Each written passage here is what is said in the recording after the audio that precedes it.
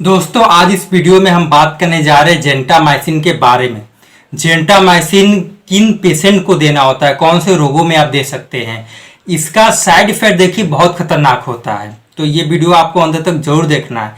इसका डोजिंग क्या होता है, यानी कितना mg पर kg के अनुसार आप दे सकते हैं। इसमें कौन कौन से दवाइयों के साथ इसको मिक्स नहीं करना, मिलाना नहीं है। ये भी देखेंगे कि इसमें कौन सी ब्रांड नेम आती है, यानी कौन कौन सी कंपनियां किस नाम से इसको बाजार में बेचती हैं। इसका इंजेक्शन आता है या टैबलेट आता है या इन्फ्यूजन आता है कि नहीं आता है। तो शुरुआत करते हैं जेंटामाइसिन के बारे में। दोस्तों उससे पहले आप नए हैं तो आप है डॉक्टर मेडिसिन, इस चैनल को सब्सक्राइब अभी का भी जरूर कर लीजिए, क्योंकि इस चैनल पे मैं केवल आपको मेडिसिन से रिलेटेड सही जानकारियां देता रहूंगा, क्योंकि यही सही है। अब हम बात करते हैं जेंटामाइसिन के बारे में। देखिए दोस्तों, ये क्या है कि एक अमीनोग्लाइकोसाइड ग्रुप का एक एंटीबायोटिक्स होता है। एंटीबायोटिक्स को अलग अलग ग्रुप में बांटा गया है, तो उसमें एक अमीनोग्लाइकोसाइड एक ग्रुप का नाम होता है, उसमें एक इसका भी सब क्लास होता है जिसको कि हम लोग जेंटामाइसिन कहते हैं। अब हम लोग बात करते हैं कि किन रोगों में इसका इस्तेमाल किया जा सकता है। तो देखिए दोस्तों, इसमें क्या होता है कि जो रिस्पिरेटरी पेशेंट है, यानी जिसको सांस की समस्या है, सांस की समस्या मतलब जो इन्फेक्शन वगैरह हो चुका है, उनकी जो सांस की नली है उसके अंदर बहुत ज़्यादा इन्फेक्शन हो चुका है, उसमें हम लोग इसका इस्तेमाल करते हैं।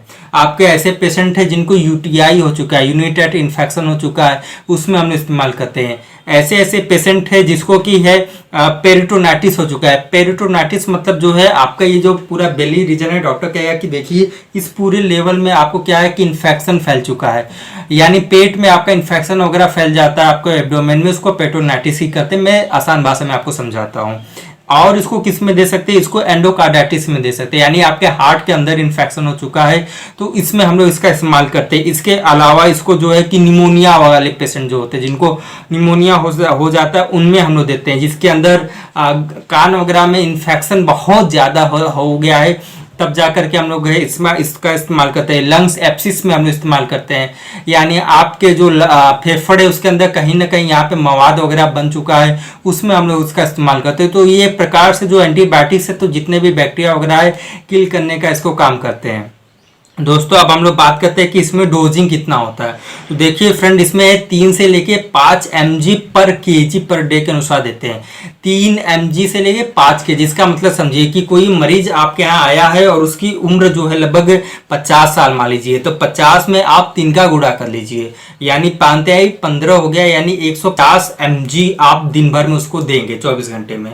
मैक्सिमम डोज आप कितना दे सकते हैं, 3 से 5 mg पर kg में बोला हूँ। तो 50 kg का पेशेंट है, 50 में 5 का गुणा कर लीजिए, यानी 250 mg पर kg।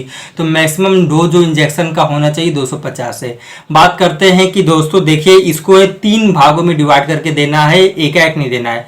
एटलीस्ट 30 से लेके 60 मिनट के अंदर है आप उसके NS वगैरह बोतल जो है उसमें सलाइन में दे सकते हैं। तो धीरे धीरे ड्रॉप वाइज है दीजिए कि 30 से लेके 60 मिनट के अंदर उसको चढ़ जाए। अब हम बात करते हैं दोस्तों कि इसमें जो है क्या क्या आता है। तो देखिए, इसमें टैबलेट वगैरह नहीं आता, इसका कोई इन्फ्यूजन नहीं आता, इसका सिरप वगैरह नहीं आता है। इसका केवल जो है वाविल में आपका IV इंजेक्शन वगैरह आता है। दोस्तों अब बात करते हैं कि इसके साइड इफेक्ट क्या होता है। इसके साइड इफेक्ट दोस्तों बहुत खतरनाक होते हैं। पहला काम ये है कि ये नेफ्रोटॉक्सिसिटी करता है, यानी जो इतने भी किडनी के पेशेंट है जिनका जो कि आप EGFR लेवल करवाए हैं, EGFR मान लीजिए आपका ग्रेड 3rd में आ गया है या 4th में आ गया है, उनका जो EGFR है मान लीजिए 60-70 भी आ रहा है या 50 आ रहा है, इतना कम हो चुका है, या फिर उनका जो क्रिएटिन लेवल है 2 है, 3 है, 5 mg पर DL वगैरह इतना ज़्यादा है, क्रिएटिन लेवल बढ़ चुका है। तो जितने भी आपके क्रोनिक किडनी है या फिर ऐसे पेशेंट है जिनको किडनी की समस्या है, उसमें आप जेंटामाइसिन का इस्तेमाल नहीं करेंगे।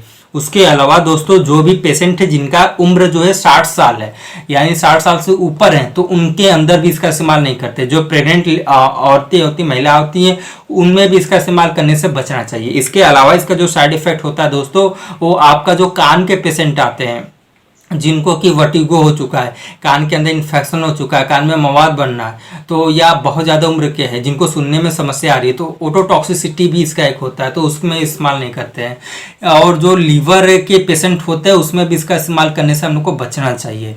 दोस्तों अब हम बात करते हैं कि किन दवाओं के साथ इसको हम लोग नहीं देते हैं। तो सबसे पहले दोस्तों इसमें हम लोग क्या करते हैं कि जो ओनकामाइसिन एक एंटीबायोटिक आता है, जो मेनिंजाइटिस वगैरह है ये सब में हम लोग इस्तेमाल करते हैं, तो ओनकामाइसिन के साथ हम लोग इसका इस्तेमाल नहीं करेंगे। उसके अलावा दोस्तों इसमें होता है कि एम्फोटेरिसिन बी आता है, जो कि है आपका एंटी फंगल होता है। फ्लुकोनाजोल, इटाकोनाजोल है, पासोकोनाजोल है, ये सब के साथ इसका इस्तेमाल हम लोग को नहीं करना है। दर्द निवारक है, हम लोग कोई गोलियां टैबलेट्स वगैरह या आईवी फ्लूइड में भी दे रहे हैं तो उसमें हम लोग जैसे बहुत से जैसे डाइक्लोफिनेक है, ब्रूफेन है, सेलिकोजिप्स है, इटोडोलैक है, ये सब के साथ हम लोग इसका इस्तेमाल करने से बचना चाहिए।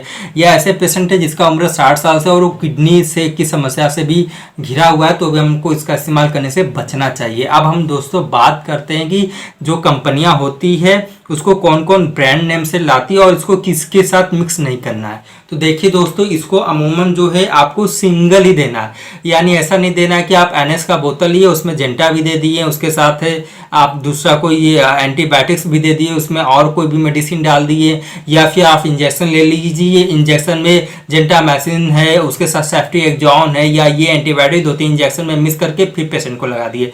नहीं दोस्तों, ये बहुत ज़्यादा रिएक्टिव मेडिसिन होता है, जेंटामाइसिन है, इसका कॉस्टली यूज आपको करना होता है। बात करते हैं कि कौन कौन कंपनियां ब्रांड नेम से आती है। तो देखिए दोस्तों, जो मार्केट है बहुत सी कंपनियां होती है, इसको अलग अलग नाम से बनाती है। इसमें है तो जेंटीसिन करके आता है, और मिका स्टार करके आता है, ये 250 mg है, 500 mg है। इसमें mg के जो वॉवेल आते हैं इंजेक्शन के आते हैं उसमें ये आता है। इसके अलावा दोस्तों इसके अंदर जो है गेरामाइसिन है, जेंटास्पोरिन है, ये सब भी कंपनियां इसको बनाती हैं। बहुत में देखिए इसमें दोस्तों एक क्रीम वगैरह भी आते हैं 0.3% इसमें, तो कहीं भी आपके इन्फेक्शन वगैरह हो चुका है स्किन वगैरह पे तो उसका क्रीम भी आता है। इसके अलावा इसका आई ड्रॉप वगैरह भी आता है, जेंटामाइसिन का है, तो आई ड्रॉप वगैरह का भी आप इस्तेमाल कर सकते हैं।